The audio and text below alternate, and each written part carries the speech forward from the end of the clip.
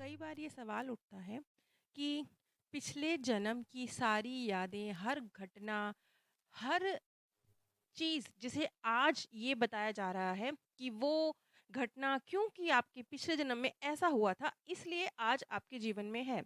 जब ये बात हमसे कही जाती है, तो सबसे पहला सवाल जो हमारे मन में उठता है, वो यही होता है कि ऐसा क्यों? अगर हम अपने पूर्व जन्मों को याद रखें और फिर इस जीवन में आएँ, तो क्या ज़िंदगी आसान ना हो जाए?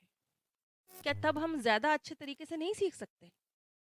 आज से 70-80 साल पहले जब फ़िल्में बहुत टीवी बहुत कम होते थे, लोग फ़िल्में नहीं देखते थे। कभी-कभी ज़िंदगी में 1-2 बार कभी कोई जाके हॉल में फ़िल्म देखा करता था। उस ज़माने में अगर कोई गाँव का व्यक्ति हॉल में जाकर कभी फ़िल्म देख रहा है अपने जीवन में, तो उसके लिए वो फ़िल्म नहीं होती थी। उसे लगता था कि ये जो व्यक्ति जैसा टीवी में दिख रहा है, उसको हॉल में दिख रहा है फ़िल्म में, वो वैसा ही है। जो विलेन दिख रहा है, वो बुरा इंसान ही है। जो हीरो दिख रहा है, वो अच्छा इंसान ही है। वो जो गाना गा रहा है, वो वही व्यक्ति गा रहा है। वो जो फाइट सीन हो रहे हैं, वो रियल हो रहे हैं। और जब इस तरीके से वो फ़िल्म देखते थे, तो वो पूरी तरह से उस फ़िल्म का हिस्सा होते थे, पूरी तरह से। उस फ़िल्म के साथ वो बह रहे होते थे। उनके लिए वो फ़िल्म नहीं होती थी, उनके लिए वो वास्तविक घटना होती थी। बिल्कुल ठीक इसी तरह से जब आप अपने पूर्व जन्मों को भूल जाते हैं, उनकी यादें आपके साथ नहीं होती, तो ये धरती आपके लिए वास्तविक होती है। ऐसा समझिए आप इस वक़्त वो गाँव के व्यक्ति हैं, आज से 80 साल पहले वाले, जो पहली बार जाकर थिएटर में फ़िल्म देख रहा है, जिसे पता ही नहीं है कि ये नाटक है। आपके लिए ये जो दुनिया वाला गेम है, आपका जन्म है, आपकी ज़िंदगी है, इतनी रियल होती है। अगर कहीं आपको आपके पास्ट बर्थ याद रह जाएँ या आपको बिल्कुल क्लियर पता हो कि हाँ, ये मेरे पास्ट बर्थ थे, ये मेरा फ्यूचर बर्थ है, अब मैं ऐसे होगा, ऐसे हो चुका है। तो इस धरती की वास्तविकता ही खत्म हो जाएगी और जैसे ही वास्तविकता खत्म होगी, वैसे ही जो आपका सीखने का प्रोसेस है, वो बहुत स्लो हो जाएगा।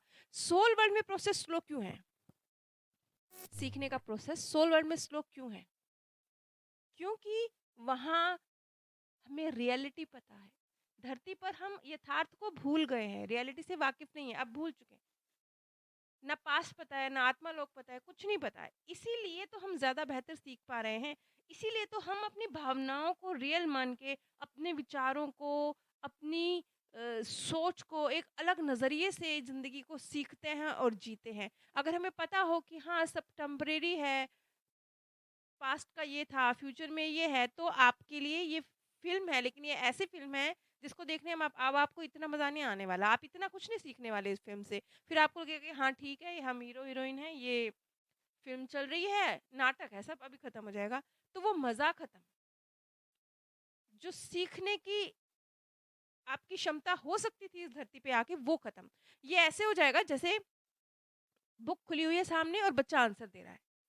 तो उस आंसर की कोई वैल्यू नहीं है। आंसर की वैल्यू तभी है जब बुक बंद है और बच्चा आंसर दे रहा है।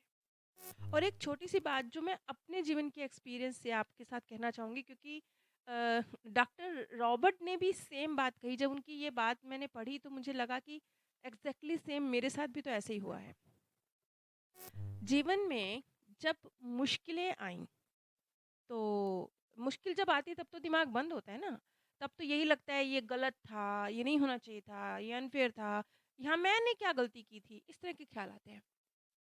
लेकिन जब आप सवाल करते हैं ब्रह्मांड से कि क्यों? क्यों ऐसा? और साथ ही एक और दूसरी फीलिंग जोड़ देते हैं। परमात्मा जो करते हैं अच्छे के लिए करते हैं। कुछ अच्छा ही सोचा होगा।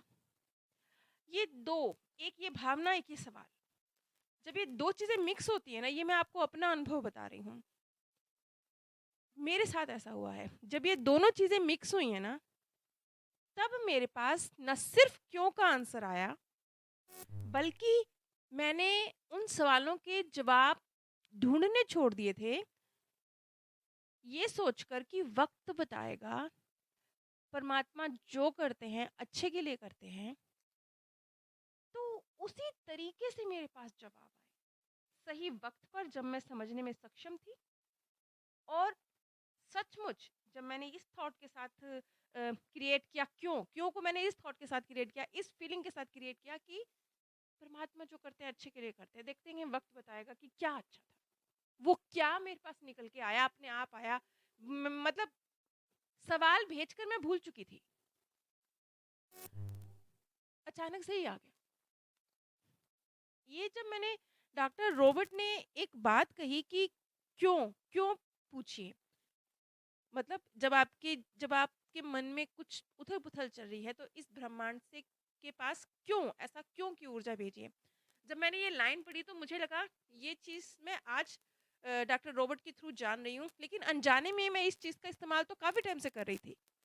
इसलिए अब मैं आपको अपने जीवन के अनुभव से ये कहती हूँ कि जहाँ पर भी उलझे ना, लगे कि नहीं अब तो सुलझ नहीं रहा, अब तो मामला हाथ से मतलब समझ ही नहीं आ रहा कहाँ सुलझेगा, तो इस ब्रह्मांड के पास क्यों की ऊर्जा भेज दीजिए, लेकिन यकीन के साथ कि परमात्मा जो करते हैं अच्छे के लिए करते हैं। क्योंकि जब आप ऐसा करेंगे तो क्यों का ना सिर्फ जवाब आएगा, बल्कि बहुत पॉजिटिव वे में आएगा।